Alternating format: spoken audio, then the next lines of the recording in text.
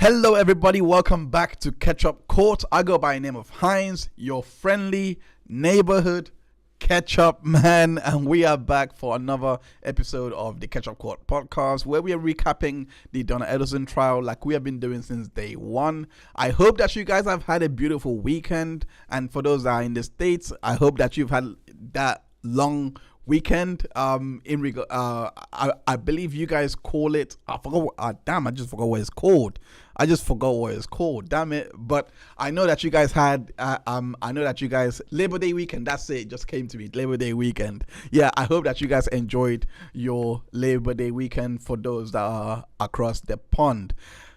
Today, we are back with the Donna Adelson trial coverage, and it honestly was it was quite a difficult watch because I was struggling, in my opinion, to see what the defense were trying to string together. It got good in the end. It got good when the case was progressing, but you have to admit it was a pretty slow start, and we're gonna go through all of it.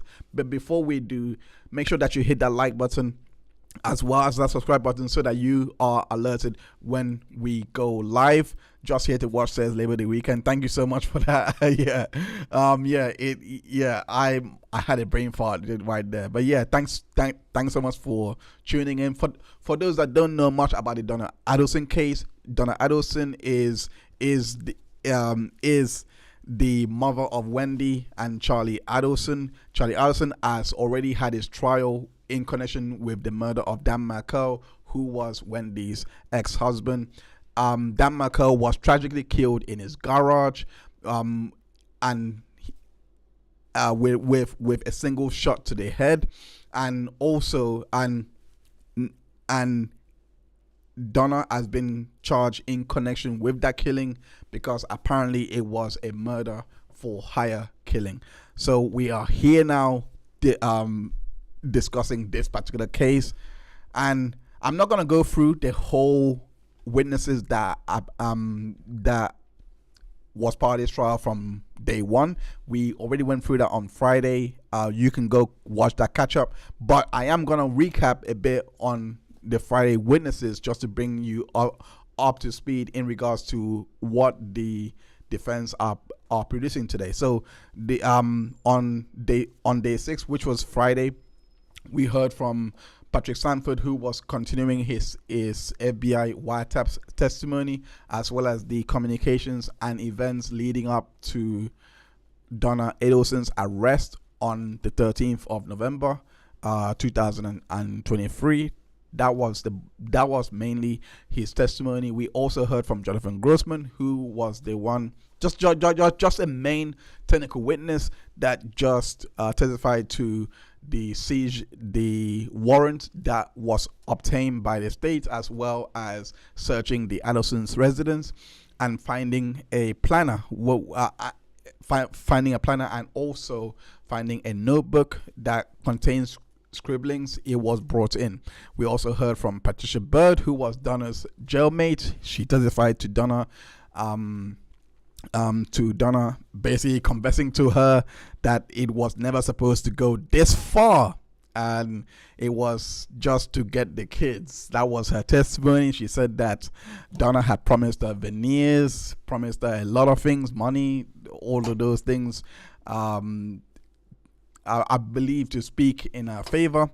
Drina Bernhart also gave testimony in regards to the same kind of the same testimony in regards to Donna, but her testimony was more of Donna coaching her and instructing her what to say to the jury if she was to ever be called into trial. She also gave testimony in regards to Donna promising her a grand piano, veneers, $10,000, pills from a pharmacist that was going to give her whatever she wanted, because Donna knew that she was an addict. And am I missing something? Maybe, I don't know. I mentioned veneers, right? So many things that was promised to her. And then we had Kate Butler, who was the senior crime analyst. She was brought in to just basically give testimony she was brought in to just basically give testimony regarding sorry, it's something just came up on my end that I need to take care of. Sorry. Sorry about that. Let me just close this down. So anyway, so sorry about that. Anyway, back to the recap. Kay Butler, who like I said was a senior crime lab analyst, and she just gave testimony in regards to the handwriting analyst that in regards to the handwriting analysis that she did in regards to the notes that was written by Donna, and she concluded that it was written by Donna when it was presented through Drina Bernhart's testimony. So the notes that was written by Donna, that was written by Donna and given to Drina on what to say, that was conclusively Donna. And to be honest, the defense did not really contest it. They said as much, that we don't contest that it was Donna that wrote that. And Christopher Corbett, the data analyst, was brought back to the stand. He just basically gave testimony in regards to the WhatsApp messages that was found on her phone, to testifying to her the WhatsApp messages trying to sort out the visa to go to Vietnam. And he also testified to the Google searches that was made in regards to countries where it didn't have extradition. He also gave testimony into the communications that occurred after Dan Markel's death. They just basically went through that one more time, just to show that Charlie Adelson's theory of blackmail or extortion, as they made clear that those messages were that were sent by Charlie Adelson was basically influenced also by Donna. Again, her handwriting or writing was shown in regards to communications, and also communications in regards to Donna telling everyone, hey, the truth is coming out. See, we have been blackmailed, we have been extorted for all our money, etc. So those communications was presented, including messages to Wendi in regards to all that. You can find us going through the more in-depth breakdown from day 5 recap. The link, from day 6 recap. The link is in the description. But yeah,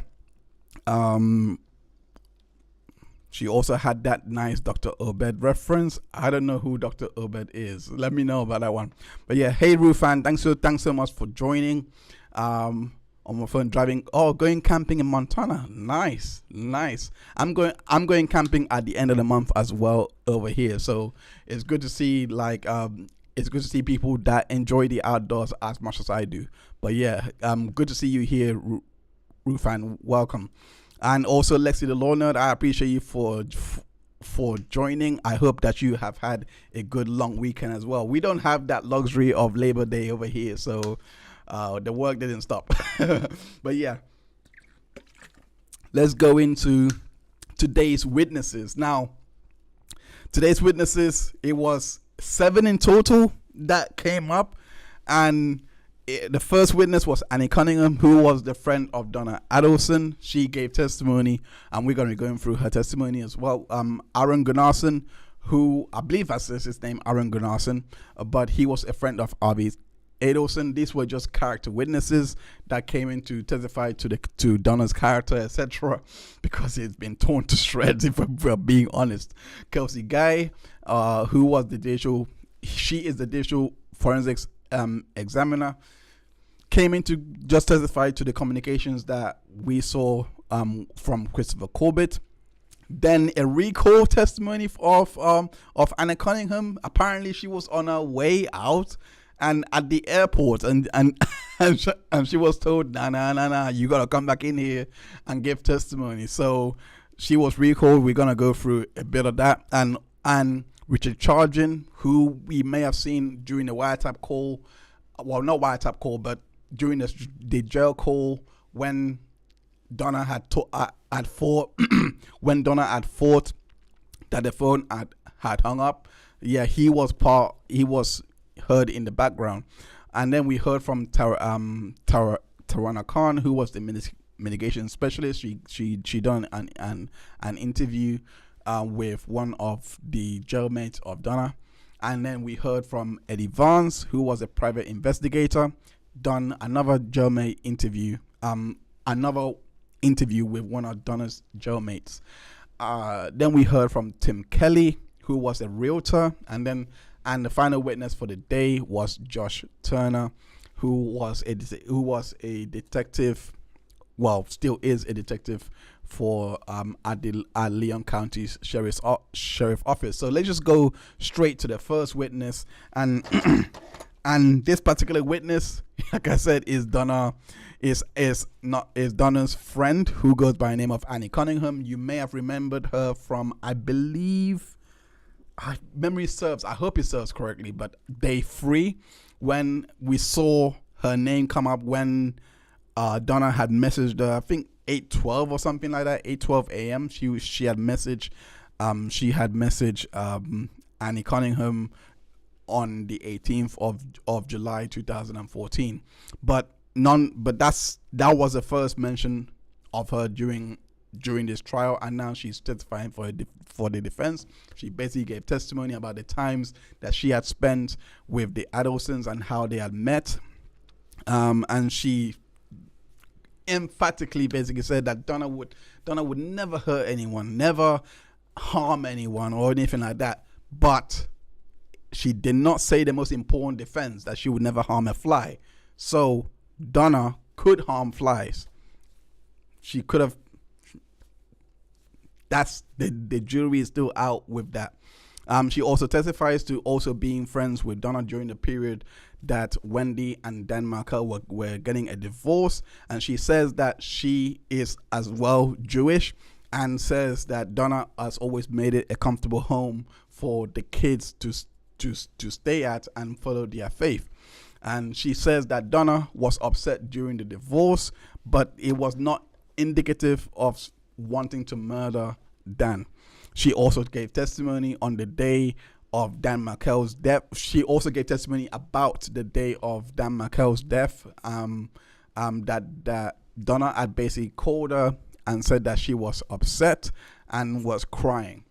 She did not know who had shot him at the time. She being Donna, that Donna did not know who had shot him at the time. She also testified that she became aware of Charlie's trial and conviction, but she never really followed it, and says that she wasn't really a social media person. And she mentioned that Donna was basically crying at the conviction, really distraught.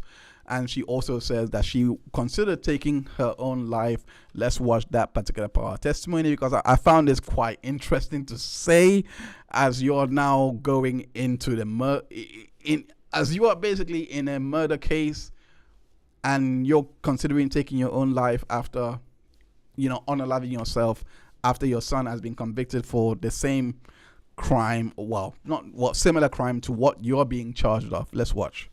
About her life, because all of this had just happened. Yes. Okay, and what was that? She was considering taking her own life. Okay.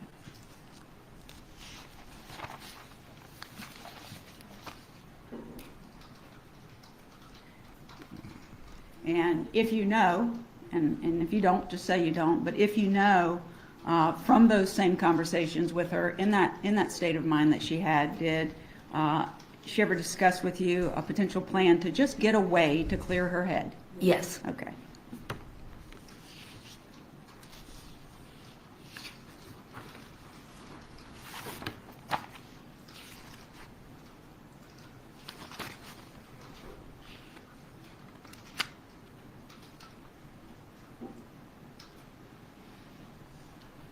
May I have just one moment? Thank you.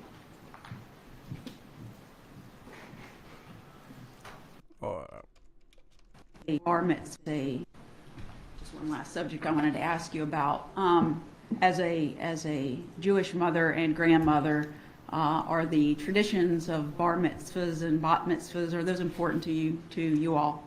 Very important. Okay, based on your relationship with Mrs. Adelson, was the bar mitzvah that was upcoming for her younger grandson from Mr. Markel, was that something that she was participating in? Yes, Was she excited about attending? very. Okay.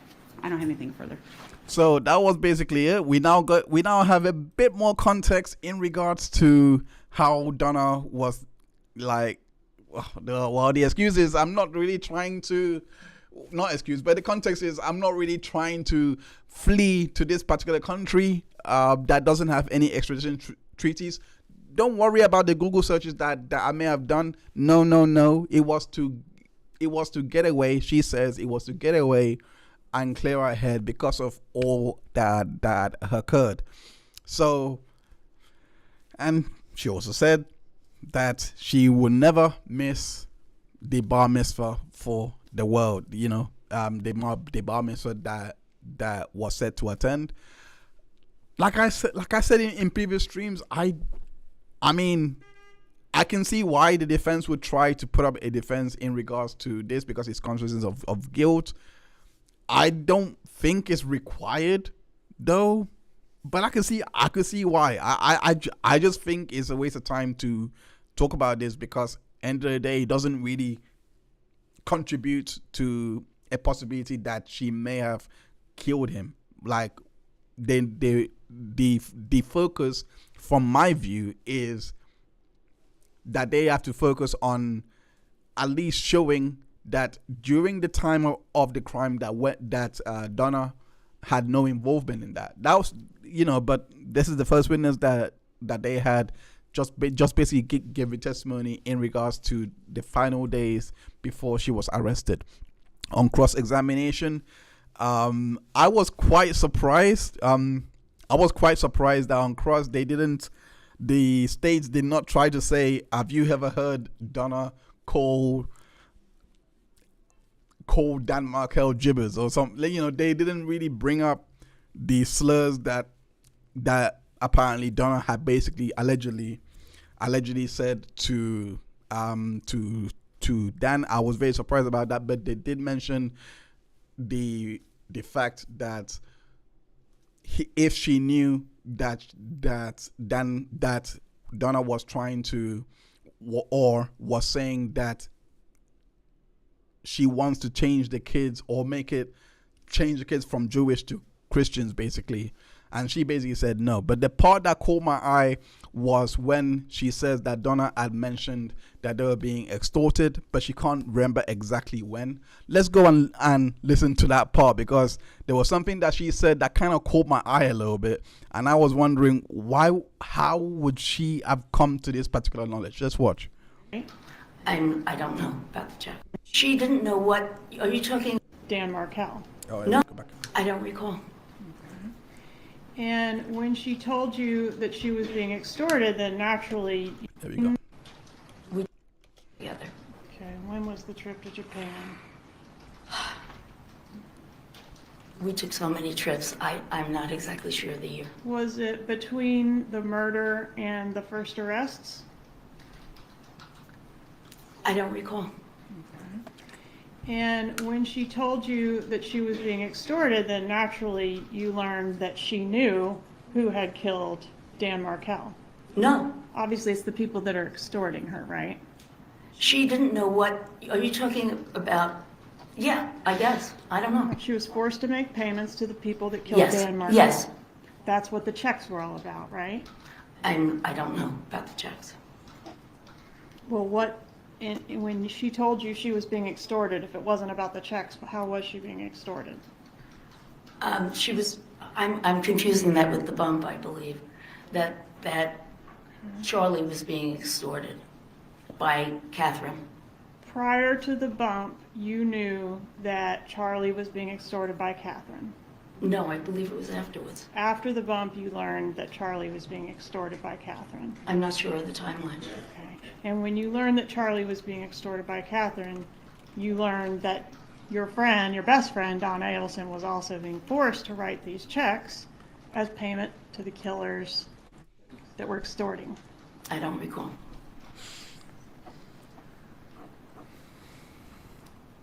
And when the phone call was made to you,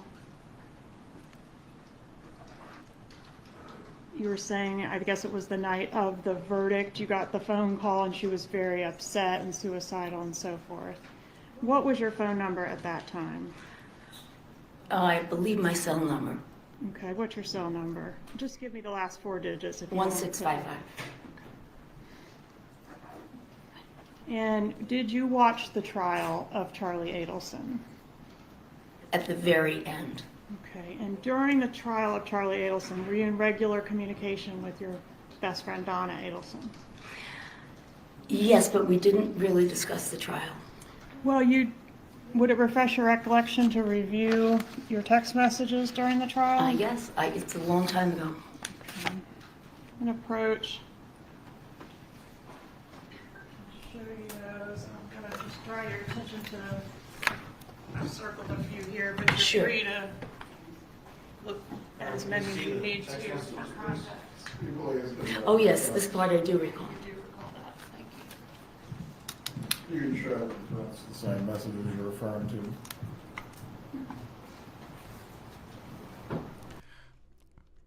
Oh, let me go back to the. Learned at your residence during the trial. So you did keep some tabs on your friend during the trial of her son? Yes.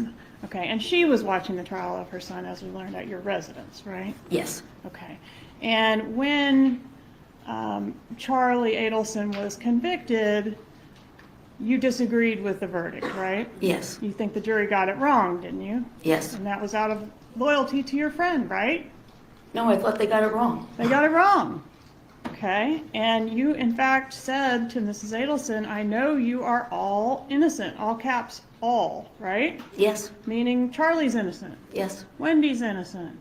definitely. No Adelson had anything to do with the murder of Dan Markel. Isn't that what you think? Yes, Okay. Okay, so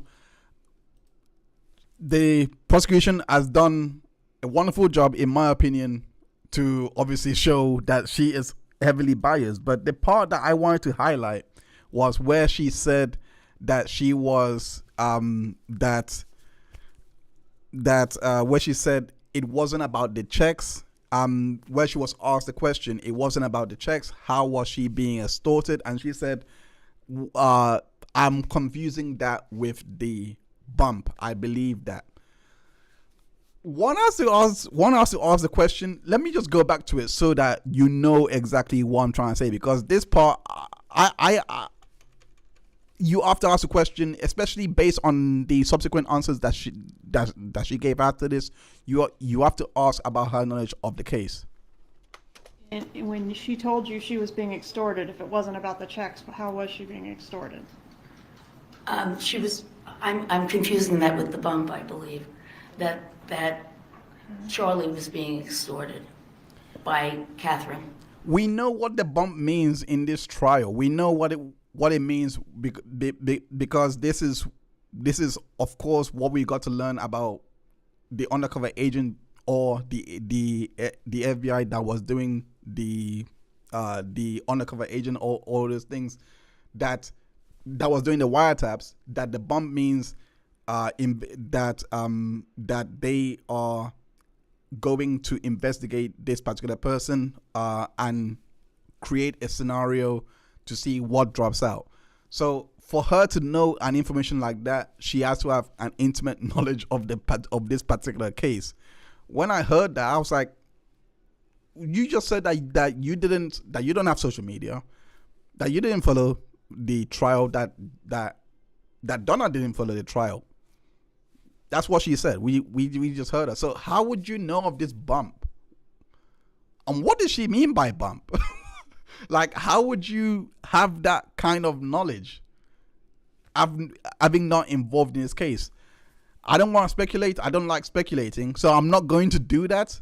But I would think the only way that you can know that is if you have at least watched some part of this trial one way or the other, to know those specific terms, because for her to use it like that is it's not by accident. And I thought that part really stuck out to me in regards to just the testimony that she just gave about not watching or following Charlie Adelson's trial, but only being there for the conviction and seeing Donna be distraught. Nonetheless, moving on in regards to the cross-examination, of course, we just got to hear her say that she just believed that the jury was wrong, and Harvey was the one on the floor basically crying.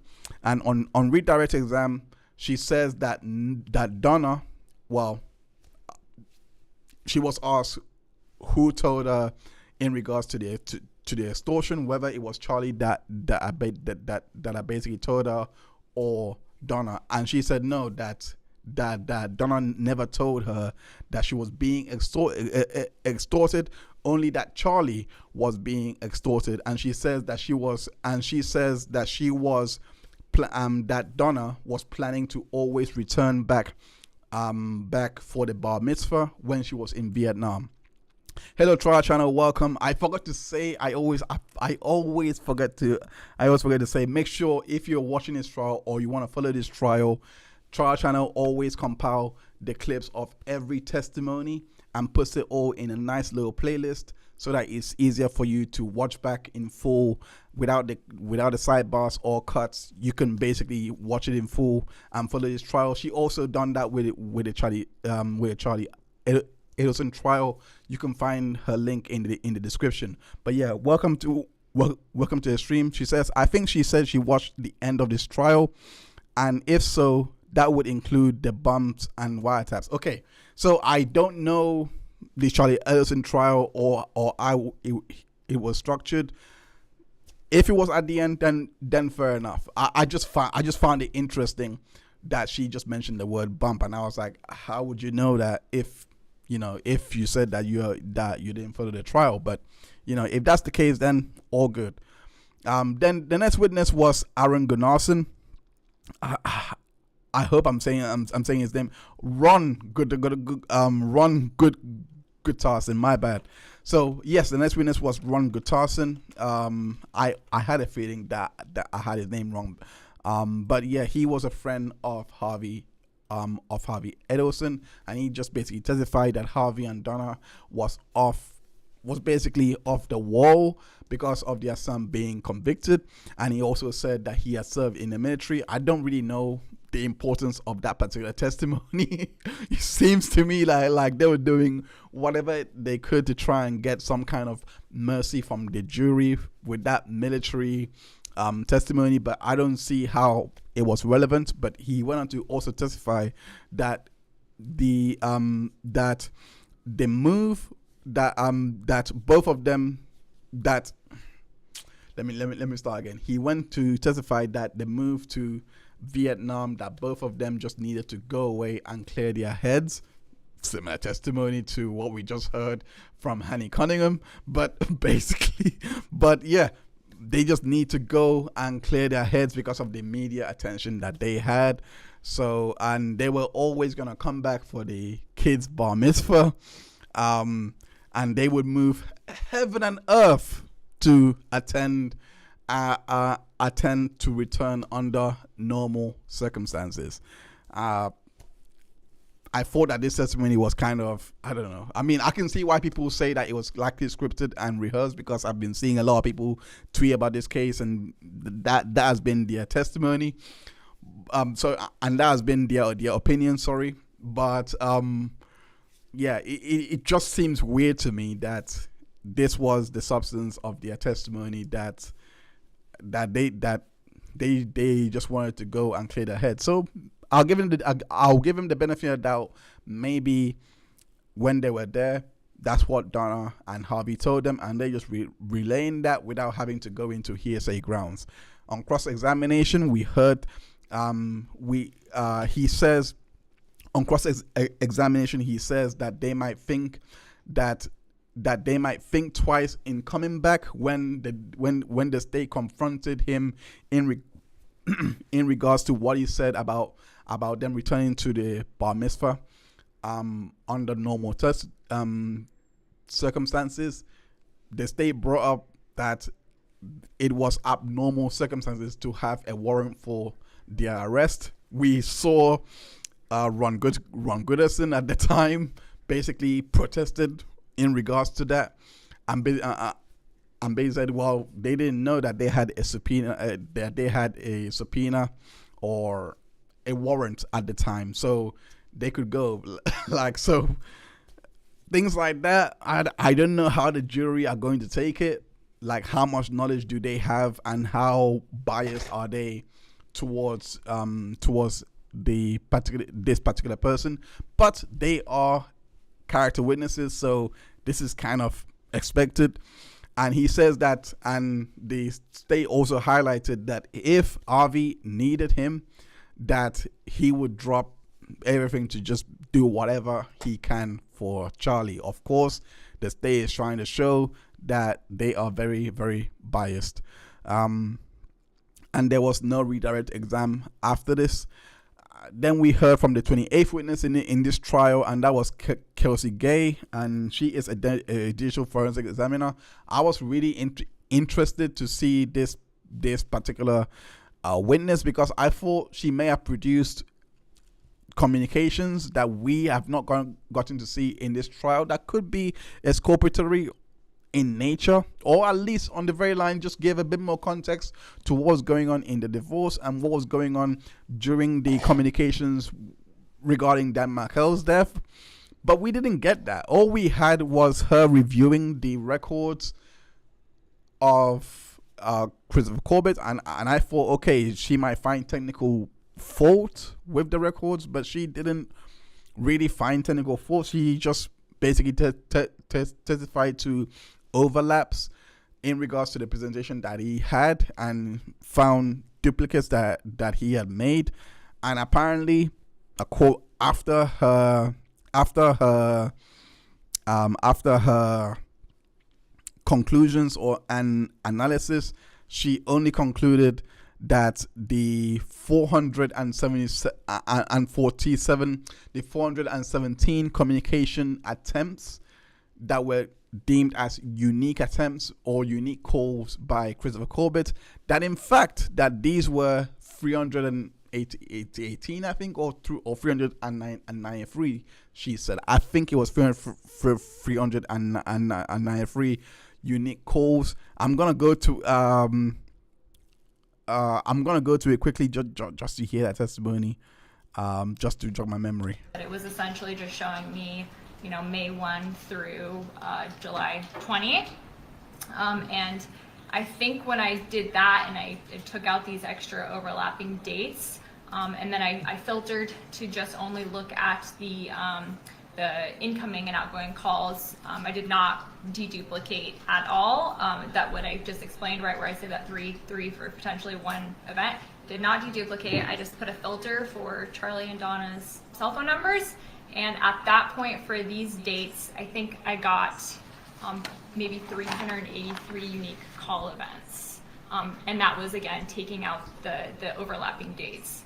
The second step I did was I thought, well, maybe the tool didn't do that, and it just took everything and it didn't deduplicate the dates. So I tried it again, and I got 393 when I did not take out any extra dates. So, and these were just calls. I was only looking at calls. So maybe it's someone that's technical can tell me what's basically going on with her testimony, because I didn't understand it. I didn't understand where they were going with it. They didn't just ask irrelevant questions. They seemed to use irrelevant witnesses. But this was the part of this was the witness that I didn't know her purpose. She also gave testimony in regards to that she wasn't given any cell site activity from law enforcement to basically review, and only law enforcement had cell as the cell activity of Donna and Charlie Adelson. This was in regards to being at the home. This was in regards, so we didn't get to hear the testimony it brought me back to Christopher Corbett's testimony, where we didn't see the cell sites for Wendi Adelson. Not Wendi Adelson. Donna Adelson and Charlie Adelson. We didn't get to see their cell site for that particular day, which I thought probably was their best way to put it, but at the same time, you could have asked law enforcement to provide that for you if it was possible. I don't know what the purpose that they were trying to show there, that maybe they were not as thorough, that they just wanted to, I don't know. I have no idea. It just left me thinking, well, why didn't you try and get this records yourself? Why didn't you bring this records in and, and basically show that that they were not at these locations? I get the point that they were trying to make, but you could have exonerated your own. I'm pretty sure you could have exonerated your own client, and I'm pretty sure that if you were to request it by the judge, you would have got a subpoena to present to law enforcement to give you that cell data for you to defend your client properly. But they just bring, I don't know. So on cross-examination, she just basically gave testimony in regards to not being aware of Annie Cunningham's communications on the 18th of July 2014, and basically says that she does not disagree with Christopher Corbett's findings. Now, the most important part of that cross-examination was that she basically removed. So what we saw at 8:12 or 8:09, I think around the time on Christopher Corbett's testimony and data, she basically removed that. She basically removed all of that and say that call did not basically happen. So because of her own testimony, we got to see Annie Cunningham's recalled. Like I said earlier, she was recalled because she was on her way to the airport, and she had to be brought back, and she was the next witness after this particular witness. But that was the point of the redirect examination, because the defense immediately knew what problem that they are facing now with this particular witness, and they basically had her testify that apps like Viber, WhatsApp, FaceTime, all of those things does not show up on the call records, but it will be lumped in with the data sessions, which I thought that she was basically, I don't know, going through that. So of course, if the calls were in data sessions, then there's no way that, Annie Cunningham and Donna Adelson could have been, discussing or messaging each other like through those normal mediums that could be picked up in call records. I didn't trial channel says I didn't really understand it either. My guess is that the number of communications looked inflated when Corbett presented it because they were duplicates. That's possible. Okay, so when looking at that, in that context, you now have to look back on how they were presenting every day, and they had these scenarios where they would say 17 calls were made by Charlie, for example. One was made by Donna. One was made by Kathryn McBanoa. I finally pronounced her name properly. Wow, Kathryn McBanoa. I'm gonna keep saying that now. Anyway, so those, I'm guessing that's what you mean when they start breaking it down to individual calls, that those numbers may have been inaccurate. But yeah. So, but I was still confused by her testimony. So moving on to to Annie Cunningham, who just it was the most pointless witness testimony, because like she just didn't have to come. She just didn't have to come and just give testimony. I'm not gonna play it, but But she just basically rushed back and just basically testified that she was communicating with Donna on the 18th of July 2014. That it would have been Viber and WhatsApp that they have been communicating, and Viber was the app that she was using to call Donna. On cross-examination, they were pretty much prepared for this. They basically showed the call records that she made to Donna on the 20th of June, 20th of July, and the 23rd of July 2014, and they were made by her to Donna, and she said that those calls would have gone through when she was in the car. Does make sense, but of course the state brought up the fact that on WhatsApp they didn't have a call feature until 2015, and she just basically said it was Viber. This is where I thought, okay, maybe it's an old woman thing that, you know, you just, it's something I would say, okay, like, then my memory is not great, I likely use this app rather than that app. But I will give her a benefit of doubt. She did actually say on direct exam that she called, that they were using Viber, that they were specifically using Viber on the 18th of July 2014, and they were also communicating on WhatsApp as well. But she did make it clear that they were definitely using Viber. So oh yeah, but Corbett made sure to disclose that it didn't do much. Oh, okay, cool, fair enough. Makes me wonder then, why did they call this particular witness? Why did they bring her in? I actually thought that they brought in just to bring in their own communications of their own and their own cell tower activity. I thought that would have been the most effective use of this particular witness, you know, and when I say this particular witness, not Annie Cunningham, but Kelsey Guay, the previous witness that we were talking about. I thought that at least if you're gonna bring her in, show that cell sites, that if those cell sites put Donna at a completely different location on that day, it removes her culpability. Like, Wendi cannot have been there. Of course, you can now argue, well, she could have been, Wendi could have been messaging her or XYZ, but at the end of the day, she is still in that house likely with Wendi. Like, Charlie may have not even been at the house.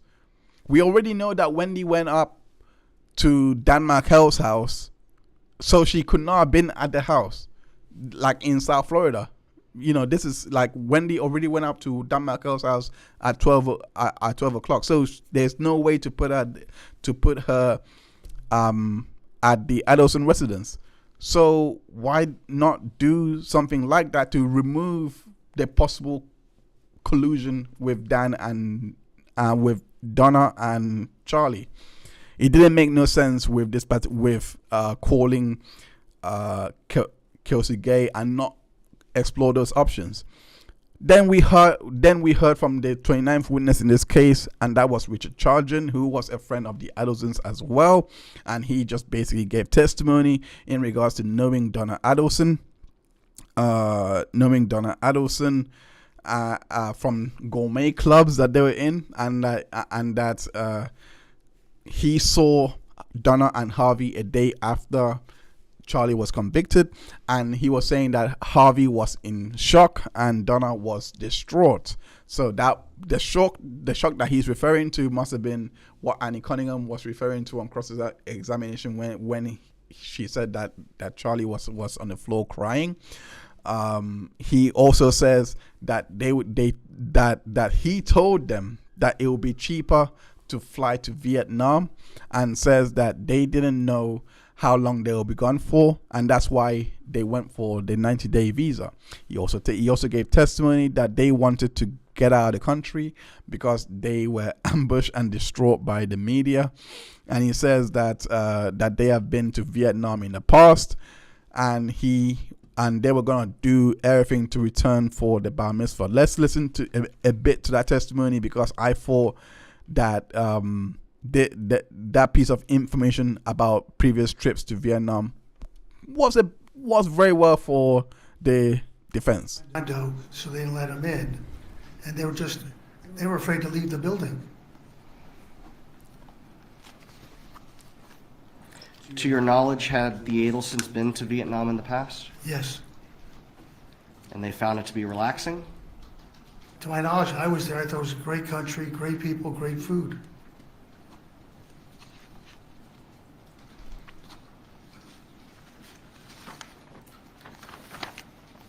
Now, although you are the one that suggested the one-way ticket, who booked the flight? Harvey. That's a very, very important testimony there. To your knowledge, were they free to travel? They told us when we got there that their attorney said they had no restrictions in traveling.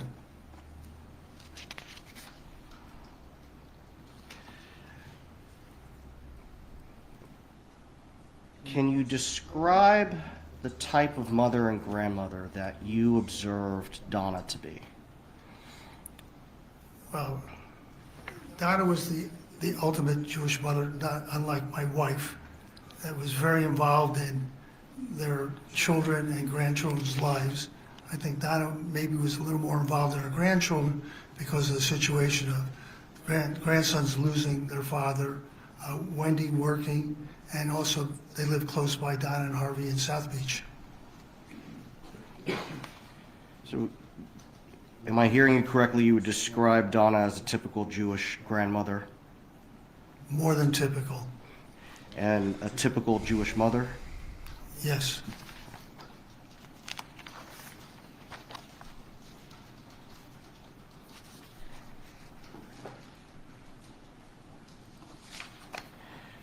At the time that you were assisting them on November 7th of 2023 with the travel, had they decided when they were coming back from Vietnam?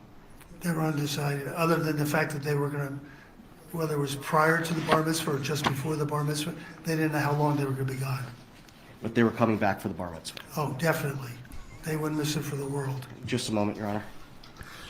The minute she says that, you see Donna basically nodding her head, like, yeah. I just hope that the jury are not picking this up. I just hope that they're not, because I have a cynical mind, so I am going to have hyper focus on little things. But I do think that when you're on trial and they have introduced evidence in regards to you instructing people on what to say and being domineering and, you know, taking over conversations, all of those things, if it has happened, maybe you should just be emotionless, you know, just be stoic in a way. Her nodding her head at this moment is just striking to me, because it just means she probably just told him to say something like that. You can't escape that fault if you've just heard testimony. Like, you're just like, I get it. She is emotionally involved in this trial, but at the same time, they have read messages where she said that she will handle it, that they're gonna come after me, but she was just, and like, seeing those things, and then you're seeing the gestures that she's making here. It's not the best. It's not the best of light to that you want to show to that you want to show in front of the jury of people that are going to decide your fate. I just think it's unwise. But on cross examination, the state did not waste any time. They just basically gone into the substance of his testimony regarding the booking of the flights and suggesting to the Adelson to go to Vietnam. Let's actually watch this cross examination. Sir, at the time that the travel was booked, the bar mitzvah was less than 90 days away, right? It was in January. Do you recall giving a deposition? It was by Zoom, but I was present, August 29th, 2024. Vaguely. And in that deposition, weren't you asked, so did you make any of the decisions when to travel or how to travel, or were you just the conduit to the technology? And your answer was the conduit for the technology. Yes. But today you're saying you're the one that suggested that they fly one way. Objection, Your Honor, improper impeachment. Overruled. Isn't that right? Well, to me, that's part of being the conduit, just suggesting You were there because you were more computer savvy than Harvey or Donna, right? I was there that day. Yes, sir. To help with the computer is what you said in the deposition. Well, once we got there, I was there because my wife had done estate planning for them. Okay, but what you did in reference to the travel planning was help with the computer, Yes, because you were more computer savvy than these two. correct. Okay. But today you're saying you suggested the one-way flight, right? I just offered my suggestion. Okay. And you said that Donna Adelson is a typical Jewish grandmother. Does a typical Jewish grandmother suggest dressing her grandchildren up in Nazi uniforms? Not to my knowledge. No further questions. Oh, I mean, it's a good point to bring out, but you could have. But at the same time, I mean, I'm not gonna go there. I'm not gonna go there because I don't know how Jewish families work or anything like that. But you could make the argument that because she's Jewish as well, that you know, she could be open to doing those things. Like, I don't know. I don't know. I don't want to go there. I don't want to go there for my own sanity. But on cross-examination, not cross-examination, the redirect examination, the defense tried to rehabilitate this a little bit, and I thought that they did do well because they went into the deposition that was brought to him and just basically bring out the question that was asked to him by the state or someone. I believe her name is someone for Cappleman, Sarah Cappleman. No, that's Sarah Dugan. Sorry, Miss Cappleman. I'll just call her Miss Cappleman until you contact me. But they basically went into the question that she asked, and it was basically what I believe it was. What did you do when you know what? Let me just play it. Would you say that you are more travel savvy than Donna and Harvey Adelson? I would say yes. And when you were deposed on August 29th of 2024, did Ms. Cappleman ask you if you made any suggestions about a one-way ticket or a round-trip ticket? I don't remember. Would it be helpful if I showed you a copy of your deposition transcript? Surely. At least, like, You wanted to read which one? Decisions. Did Ms. Cappleman ask if you made any decisions? No. But she asked if you made decisions, but you did not make decisions, did you? No. You made suggestions. Yes. and I thought, like, you know, I gotta give it to. I have been on Josh Zelman's case from day one. I was like, this guy is not good or anything like that. And to be honest, from the way that he's handled all of these direct examination and redirect examination of these witnesses, like, it's not been bad.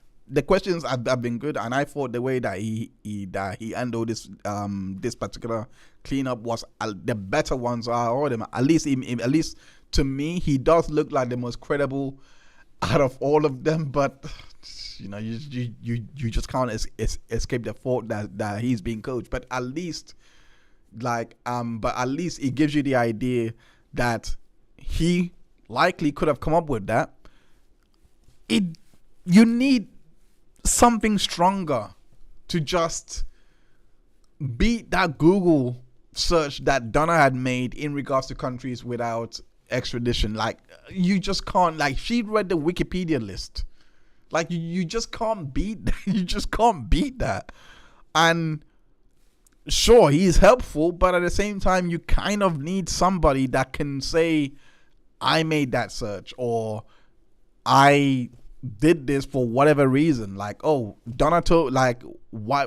Like, at least I'll have them come in and say, why would you make a search like that? And it's like, oh, that's because that's because Donna told me to, or Harvey told me to, because they just wanted to go to a place that's cheap, because countries without extradition is cheaper to travel to. I have no idea, but at least try and attack that if you're gonna go around this premise. But to me, not handling that Google search if there are ways to handle it, I don't know ways to handle it. I'm not a lawyer, but it's not gonna go away. It's there in evidence. At least touch on it, or at least try to bring in someone that could have used the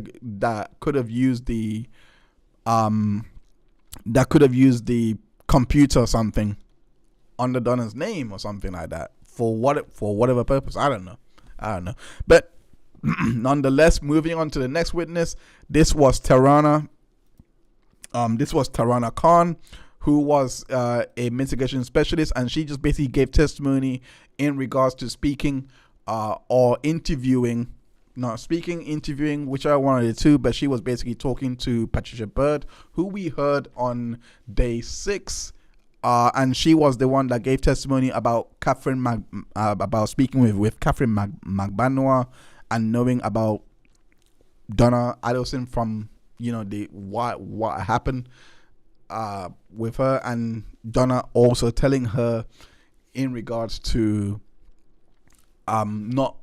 it wasn't supposed to go as far as this, that they were only supposed to get the kids. So that was who Patrick Byrd was. So when we got to hear this particular testimony about the interview that she done on the 24th of January 2025 with Patricia Byrd, we got to hear some really interesting things in regards to the lack of offers for things that was claimed by Patricia that was offered to her on things like that. So let's just watch. And yeah. No. What about a trailer? No.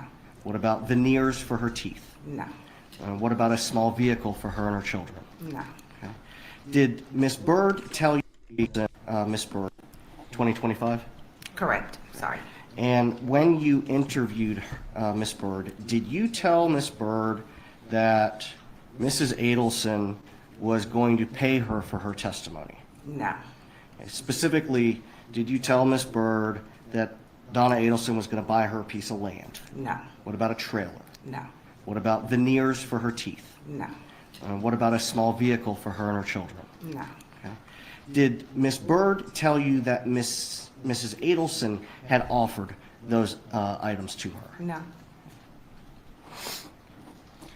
That's very good. I mean, this is just very good direct, because at least now you have removed her being possibly contaminated by Donna Adelson by going there to basically offer things. But on top of that, she also never brought up the things to her. I did later time, didn't bring it up then in January 2025, but brings it up during trial. So at least you get the idea that something is not adding up in regards to this particular testimony. And like I mentioned in the previous stream, I just don't trust people that are in jail. I just find it very hard to believe whatever comes out of their mouth. Like I don't care who the defendant is. It could be Joseph Fritzl. It could be flipping Dexter. I don't know. Who can I call? Who's the worst criminal? OJ. It could be OJ. No, that's not even a good example. Who's a serial? I don't know. Carl Patton. Let me just say Carl Patton. It could be Carl Patton, and it could be one of his criminal friends, and I will still not trust the jailhouse snitch. That's how much I just don't believe them. But at the Stone, welcome to the stream. This first time seeing you here, I believe. But yeah, she says Donna deserves a new trial with competent lawyers. I don't know about a new trial. I mean, I think this trial has been run clean. I was about to say run cleanly, but then I just remembered the highlights on the transcript that could bring a new trial, because I have no idea how the judge allowed that in. I just don't know. Like highlights telling the jury what to focus on, that's just weird to me. But I do like Jackie Fulford, but the way that they have handled the trial errors that has gone on by the prosecution, yeah, I do agree with you here that they are a bit of a joke. But yeah, let's continue watching Tarana's testimony.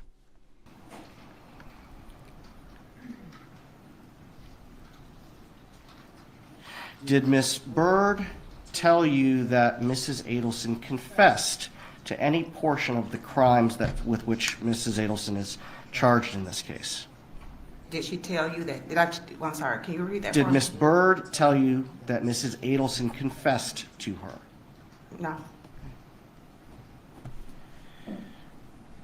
Just a moment, Your Honor. And I think that's the bulk of the testimony. She didn't offer. She didn't get veneers. She didn't bring up all this offers to her, this and that. And I believe she is a mitigation specialist. So she went through her roles, but I just forgot the exact her exact capacity. But I don't believe she is there. I think she is there because she was hired by Donna, but I wasn't quite sure if it's the same capacity as Kelsey Guay, who works for another department and just comes on a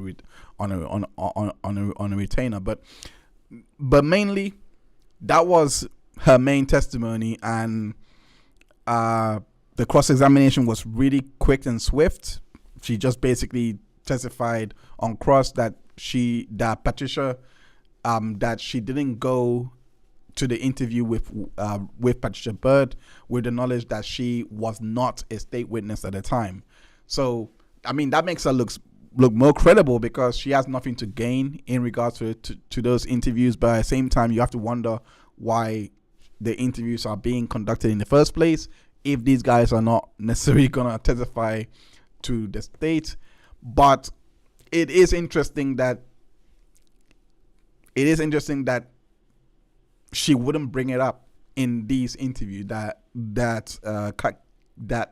Patricia Bird would not bring up the confession, the offers that was made to her to this particular person, but after she was listed as a witness, she is now saying it in trial. And we also got to hear on the cross-examination of Patricia Bird where she said that Kathryn, that she had lied to Kathryn or about Kathryn. She had basically told lies about that to other investigators. So I don't think she's a reliable witness. I'm sorry, but I do think that this particular witness was at least good to show or impeach the credibility of the jailhouse of Patricia Bird. And the state also brought up that the interview was not recorded, and I did find that strange. Like, why would you not want to record this interview? But she said that she didn't really request it, that it could have been done, she just didn't request it.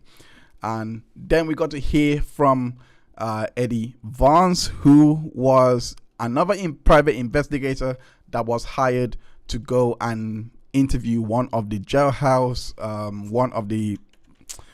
one of the jailhouse, but he done an earlier interview to Patricia Bird on the 30th of August 2024. And again, you have to ask the question, why would you do this interview so early on if you know, if Patricia was not a witness? But anyway, on direct examination, he testifies to wanting to know about the relationship with Patricia and Kathryn McBanoa in 2021. Gives a bit more insight into why he was probably doing this interview. You can get the idea that maybe Donna had learned that she knew Kathryn. So you have to question, well, that's the thought that came into my head. So if it came into my head, a jury might think that, because it's like, wait a minute, how do you know Kathryn? Your team has always maintained that you guys don't know this woman. But nonetheless, you know, he said that he went seeking to know, he went to the interview to know who Kathryn, who Patricia Bird was, and a relationship to Kathryn McBanoa, and also he gave testimony in regards to the confession, and also the gifts that was supposed to be offered by Donna to Kathryn. Let's watch. Was, and I said, you understand you might have some information on the case? And she said, yes. And she might have some information on Donna Adelson's case? Yes, sir. Okay. What did she have information about? She told me she had some information about what Katie McBanawa had stated to her back in 2021 when they were incarcerated together.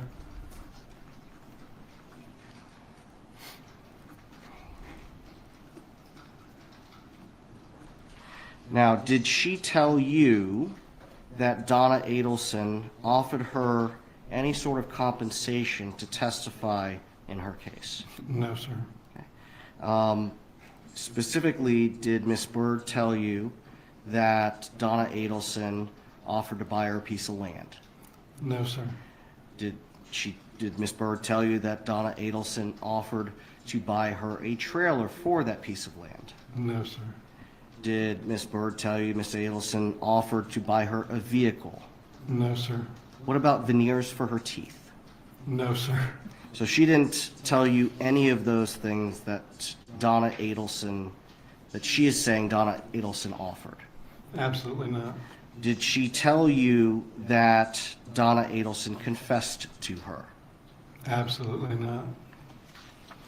Did you record your interview with Miss Bird? I was instructed by prior defense counsel to not record the interview. That wasn't unusual because we spoke to I spoke to several prior inmates throughout those 2 or 3 months. So to answer your question, no, sir, I did not record the interview. So at least this time they got ahead of that, and they basically, and I thought that they were just expecting the state to basically come with that, but the state on cross-examination, that wasn't bulk of his testimony. So on cross-examination, the state revealed that Patricia Bird was only added to the witness list on the 25th of July 2025. So I felt like Ms. Cappleman made more of a meal about this one compared to the previous witness, because she just said, and you guys just had this hunch to go and speak with her in regards to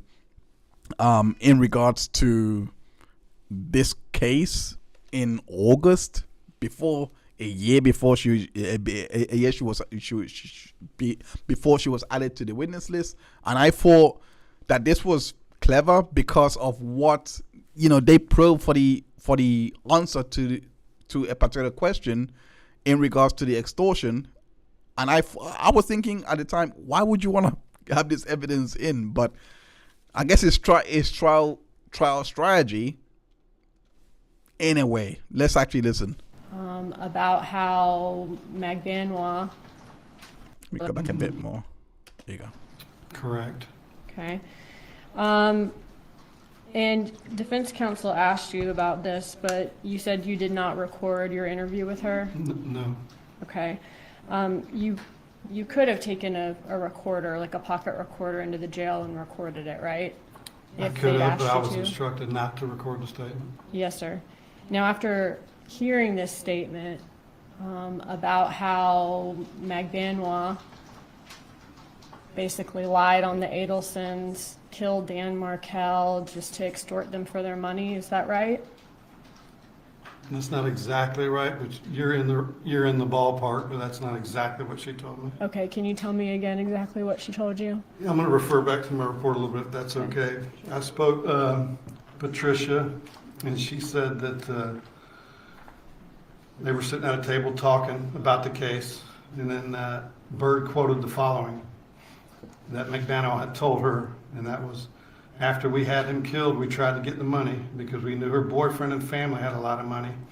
We knew that they had money because the family offered the man $1 million apiece to move to South Florida. So at that time, Patricia and Katie, said, why not kill him and get the money ourselves? So then Bird replied with, girl, that's crazy as hell. That's extortion. And Katie replied to her and said, my kid's got to be raised and go to college as well. So I have a question about that. Yes. So according to what you say Bird told you, Yes. Bird used the word extortion. That's the word Patricia Bird used, Yes, ma'am. She that Meg said- Banwa used. That's correct. Okay. Now,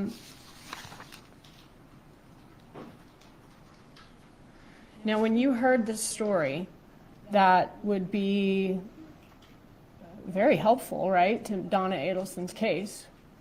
Did you call her prior defense counsel and say, listen to what this lady's telling me?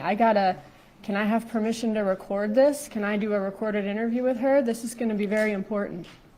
You didn't do that, did you?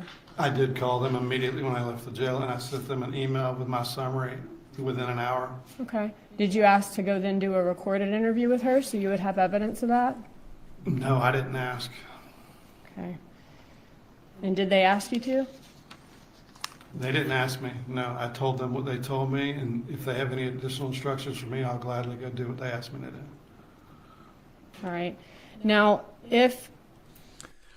Now, I made a mistake earlier. This isn't Cappleman. This is Sarah Dugan. So, I don't know. I mean, I get trial strategy, but having him read his report about Kathryn actually saying this particular thing, you know, the extortion, and it was gotten from Kathryn Bird.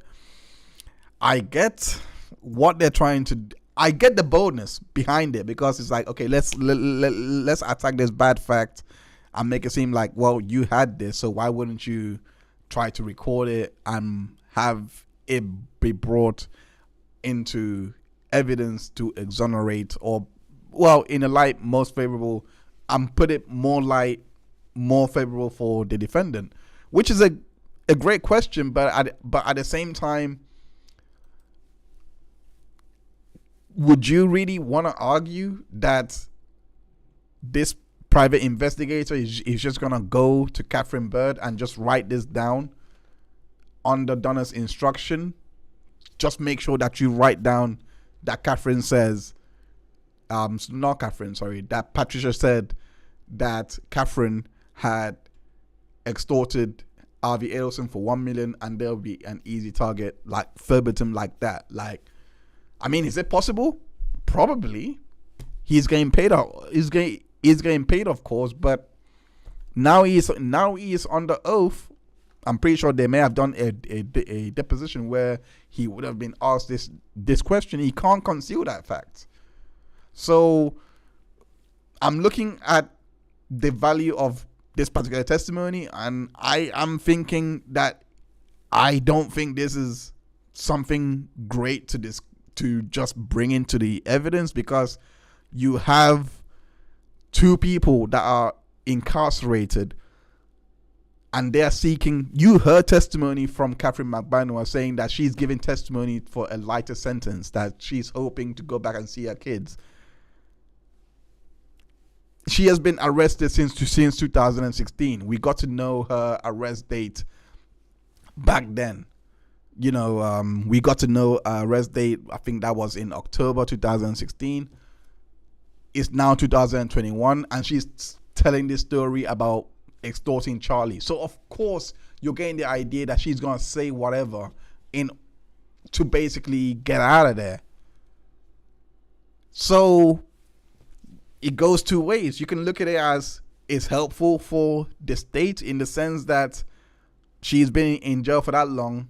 Who knows, Charlie may have spoken with her while she was in jail, saying, just do this part and you might come out. You know, just, it also doesn't help the state, because at the same time, the testimonies that they're getting could just be more to just bolster their case, to just help them out so that they can get lighter sentences. This is why, in my opinion, this is just why testimonies from these people are just not great. Especially even Kathryn McBanua, despite her turning down the plea deals, despite her now coming forward with a change of heart to say, I'm now ready to tell the truth. Can you really believe everything that she said in regards to happening to those calls? I feel like what has basically happened, and maybe I'm reading too much into it, but just based on this, it might force the jury to just follow the data and the messages that has been presented to them, rather than what Kathryn had said had happened in the house and Donna being there, for example, because that's what they need to basically bring home this particular conviction. The rest that makes the rest of the testimony that puts Donna there concretely are from jailhouse snitches. So, in my opinion, and again, of course, I'm biased because I just don't believe jailhouse snitches anyway, but it's really down to the jury and whether they would actually believe them as well, because I don't, based on the testimony coming out, I just don't think that they have been proven to be reliable. Then we also heard then on redirect, and again, I gotta give props to the defense because they brought up the fact that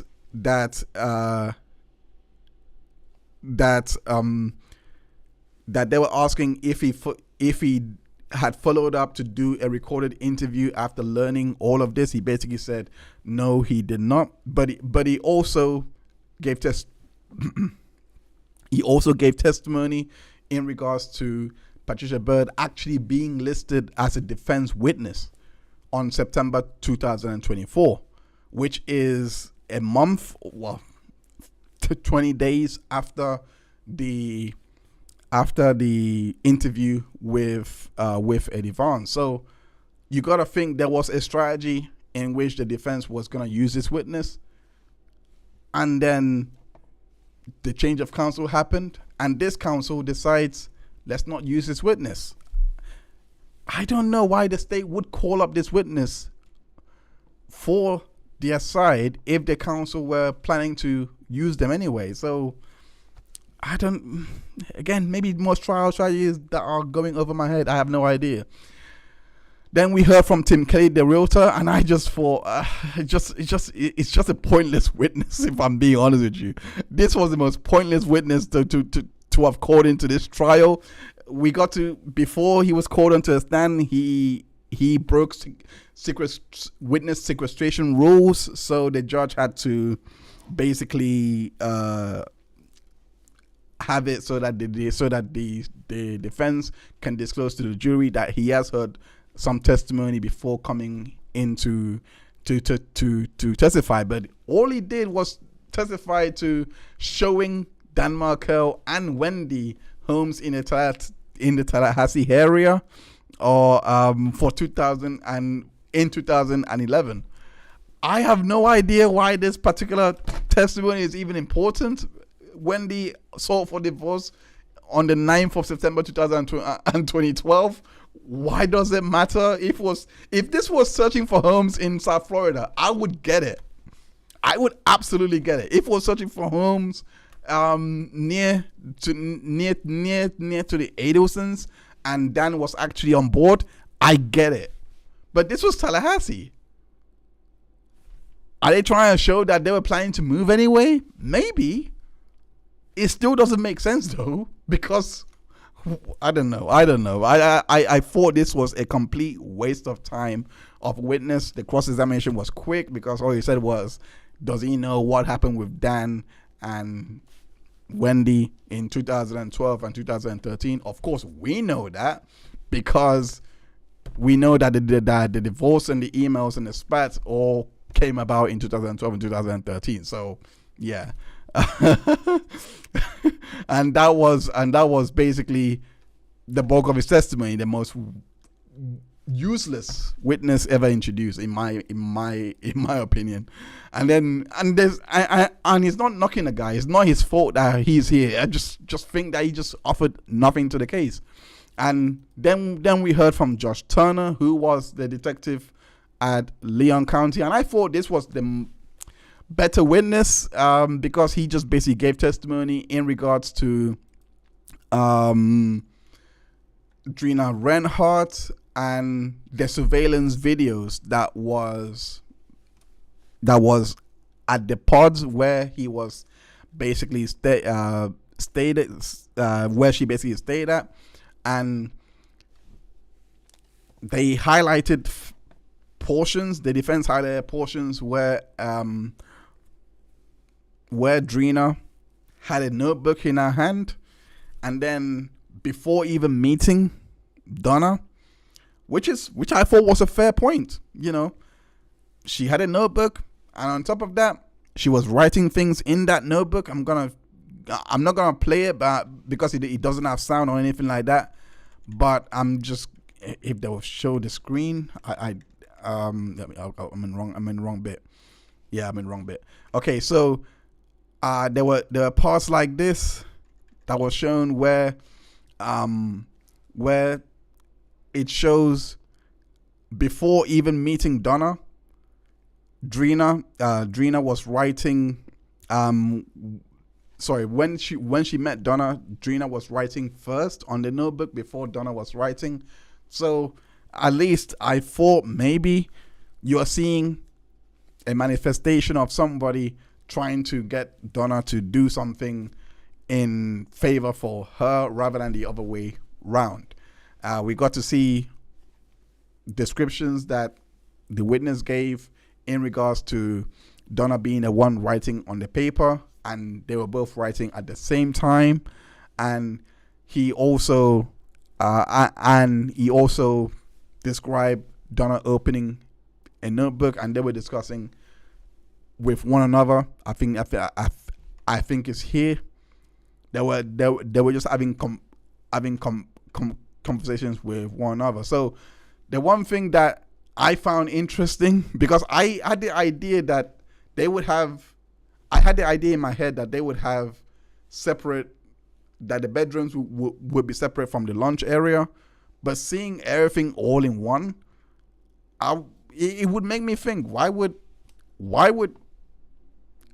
Donna want to do this out on the open? And I had a crazy thought that maybe she only wrote what she did because could it be possible that Drina just asked her for an hypothetical, that she just heard that Drina probably, I have to scratch my head because we haven't heard testimony, and I don't want to be unfair to Drina because of my biases, but she may have heard about this case, may have remembered what Kathryn had basically said to her when she met her previously, and then decide, oh, this is my chance to get out of here. Because on cross-examination, it came out that on the 18th, I don't know why this was offered, because on the 19th is when the video was made. So why this was offered that on the 18th, she went and reported that Donna was telling her to basically that Donna was basically telling her on what to say, that Donna was soliciting her to what to say in court. So I have no idea why that would be important if she went and said that, and now she is now giving her. So what did she do? Did she say no at first and then goes off and tell her, and then comes back and says, actually, I'm on board, tell me everything that you need to say? And then Donna was like, okay, fine, here is what I want to do. Again, so many thoughts, but in my opinion, and it's really worth nothing if I'm being honest. In my opinion, this is just why I just don't trust jailhouse snitches, because I just don't know when they are telling the truth, because we will have to rewatch cross-examination for Drina again on this, and I might you've given me an idea that I probably should have done for today, but I need to, actually, you know what, it's never too late. Let me actually quickly go to it. So let me get a timestamp.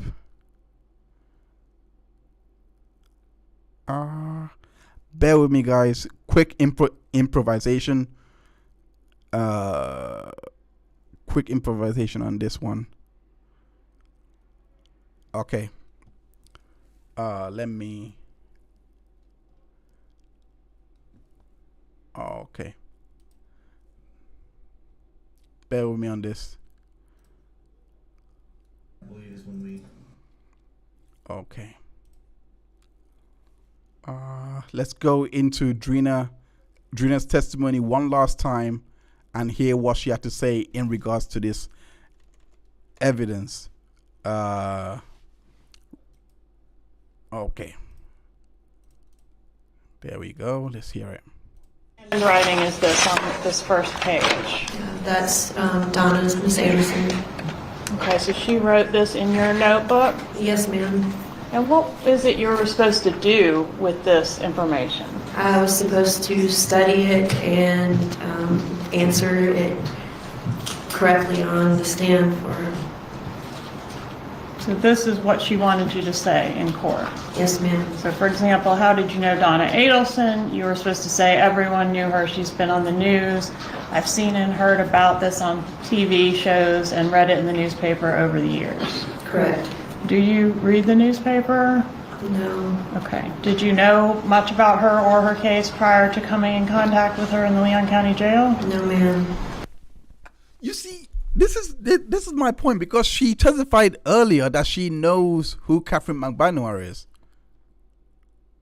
She actually testified that she knew Kathryn McBanwar from being incarcerated. We heard from the previous witness today that Kathryn told Patricia about the extortion that was happening. So if Kathryn was that liberal with Patricia, why? I don't know. I don't think that she will be so all of a sudden conservative when it came to Drina, and just not tell her anything about Donna. And they knew each other from back. Well, at least I can definitely say for Patricia. I actually wish the defense could have asked, when did you know Patricia? Sorry, when did you know Kathryn? That would have been so helpful for what came out today. That would have been. They have to recall her. Like, unless, oh yes, she is subject to recall. That just reminded me. She is subject to recall. So is Patricia. So maybe this is part of the trial strategy. Maybe we are going to see them coming to testify tomorrow, and maybe they are gonna ask the questions. How do you know Kathryn? When did you know Kathryn? Bring that foundation in so that it can bring out, so they can put more doubt on their testimony, because the only thing, and I will say it again, the only thing that's tying her to this particular crime are these testimonies, because all these testimonies from the jar snitches as well as Kathryn, who you can argue that her testimony in regards to being at the house is what ties her in as well. So you can make an argument there, but I do believe that the jar snitches are possibly the most damning on her. And what were you supposed to do with this physical script? I was supposed to copy it down and give it back to her. Okay, copy it into your own handwriting? Yes, ma'am. Okay. And did you provide this item to my office? Yes, ma'am. And was it copied and returned to you? Yes, ma'am. What did you do with it once you returned with the original to the Leon County Jail? Return it to her.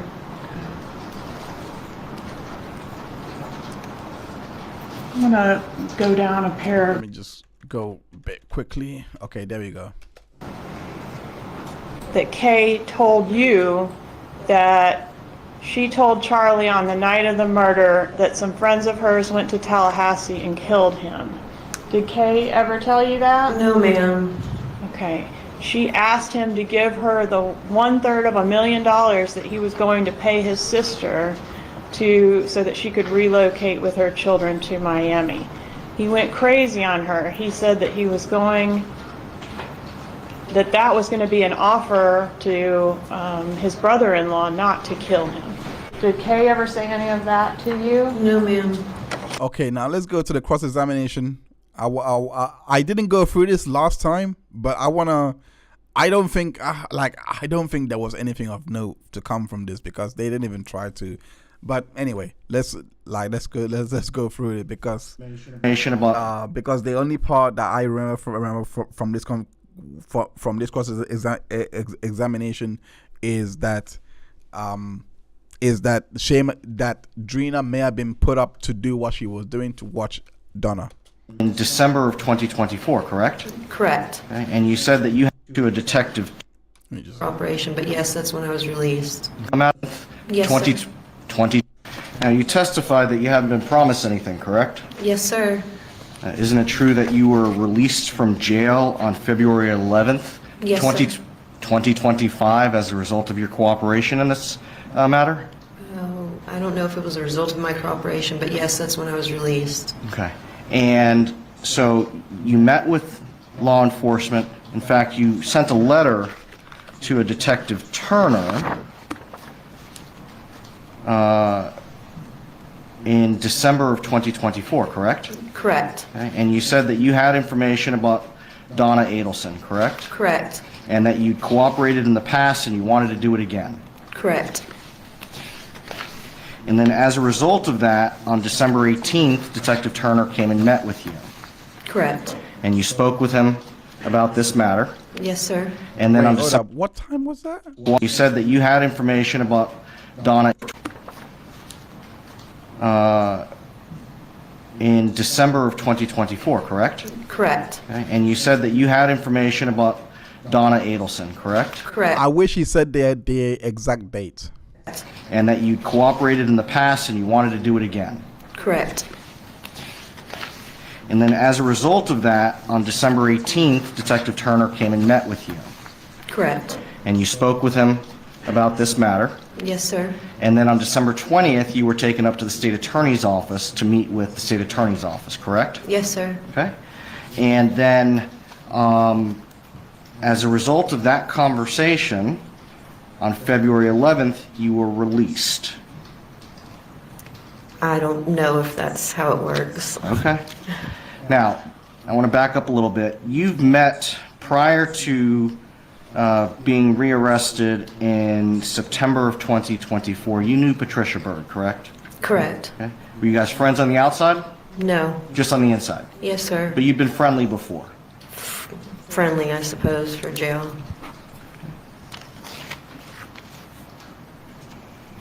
This is why I don't trust them. I mean, just that timeline. I think it was December 24th that they said that that basically that she had got news in regards to Donna, etc. We got to learn today that it was 18th of December that she reported to the jailhouse to the witness that we got to hear from today. I forgot his name, but she basically reported to Josh Turner. That just remembered. Okay, that she basically reported to Josh Turner. Then Josh Turner passed it on to the investigators, and then on the 24th, she heard back from the investigators. I think that was the back and forth, and then she was released on the 11th of February to 2025 for her cooperation. But the fact that she said that they said that she had cooperated with them previously, I don't know how she got back in jail, but it's giving the idea that this is basically it's giving the idea that this is basically something that she has always done, and it's not necessarily the idea to get justice for Dan Markel, as she had basically said in this particular testimony. Now, I don't know where this case is gonna go from here. Like, we might hear, like I said earlier, we might hear from the jailhouse snitches, Patricia Bird, as well as Drina. We might hear from them because they are subject to recall. I don't know what other witnesses that they're gonna bring up, but I do think that they are going to have to bring up Donna Adelson to testify. You know me, I always want the witnesses to testify regardless, and I think in this particular case there is more of a reason to testify, because there are many more things that can come into evidence from her testimony, especially if the state decides to impeach her on certain things, certain doors could open. You also have the possibility that she can give a complete accurate, a complete testimony in not even being outside in not even being at the premises, or the knowledge of the wiretaps, for example. So I do believe that Donna Adelson has to testify in her defense. I have done a timeline of events. You could in regards to this case, you can go and check that out in the description. I've left it in the description for you to go and check out if you want to know more. But we're just gonna go through it really, really quickly in this particular. Let me just get it up so that you guys can see. Let me just get it up as you guys can see that. This is the timeline of events. So I'm not gonna go through everything from the divorce. I just want to focus on the key parts. I'm gonna go through it more in detail tomorrow, but I don't want to keep this stream too long. I'm just gonna go to the key parts that are relevant to what I brought out today. And the relevance here, in my opinion, is I think I put it out here. That's the wrong date. Okay, it's here. The relevance here is when the first hit was done, the first attempt anyway at killing Dan Markel was done by the hitmen, and it was when they, around this point when there was no answer, etc., that Louis and Sigfredo were tracking Dan Markel to the school, but they didn't kill him on that was his particular testimony. On this same day, Wendi appeared looking to Jeff Lacasse, looking intoxicated and acting erratic. So they didn't get the job done at that point. So it gives a bit more context in regards to Wendi. But I think the most important part, and I didn't get I couldn't put in Rob Adelson's testimony in regards to Wendi saying, sorry, not Wendi, in regards to Donna saying that you don't know anything, because they didn't really give a time frame for that particular testimony or for that particular time. They didn't really give a date that I could record, but it's here around the date that we don't have any, like I brought out today, that we don't have any location activity for any of these events that occurred. The only location activity that we have is after the event was done, where Donna goes to meet Charlie, etc. But this is the comprehensive timeline of events. Very, very. If I've made any mistakes on there, let me know, and I'll correct it immediately if there are any inconsistencies on there. Sorry about that. Let me just go down a little bit, because there are some more points that I want to. Let me just see if I have it here. This is the part that I want to get to, and this is the part that Kathryn McBannor was arrested, and she was, of course, in prison on during this time in 2021. So we went into that today. I don't know. I just don't believe her. Like, in regards to this extortion, I wouldn't be surprised if this. I didn't follow Charlie Adelson's trial, but of course they are linking that to this. They have already done it in the direct examination, where they basically said that Charlie Adelson was being advised to say that they were being extorted by Donna as well. So, and that goes into, but what was interesting was we did not hear testimony from Kathryn McBannor in regards to her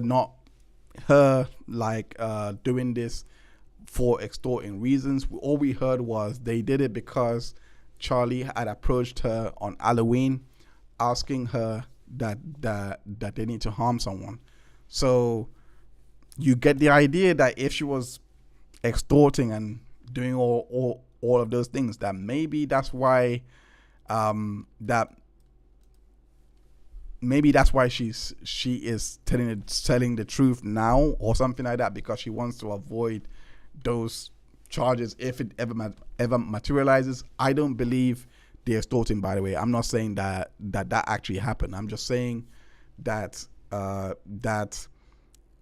it's that some of her testimony was just not reliable, and this jailhouse snitch's testimony are not reliable. But in regards to Charlie Adelson, we've seen texts that was given to basically show that they were actually fine, that Charlie was also funding her life, repairing her cars, sending her mother on holidays.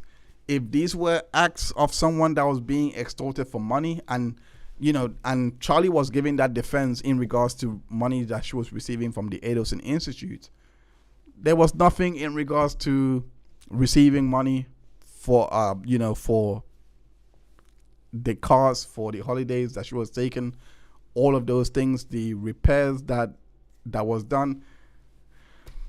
I don't see it. I don't see it, and that's why I do think that when it all comes down to it, it's gonna come down to the jury just looking at the cold hard messages away from what people are testifying to.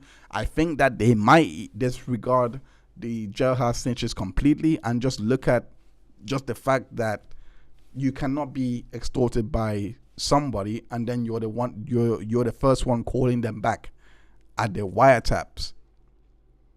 You call them back on the wiretap saying that you met this person, that this person approached your mom and says that it's your ex-girlfriend that you take care of. So all of those things, it to me, when you bring it all together, it makes more sense that they were not being extorted, but rather they were actually that they were actually commissioning this act. So that's what I personally think, that the jury might just likely just disregard these testimonies and just rely on the communications on the litany of communications that they've been given. Anyway, I'm gonna leave it there.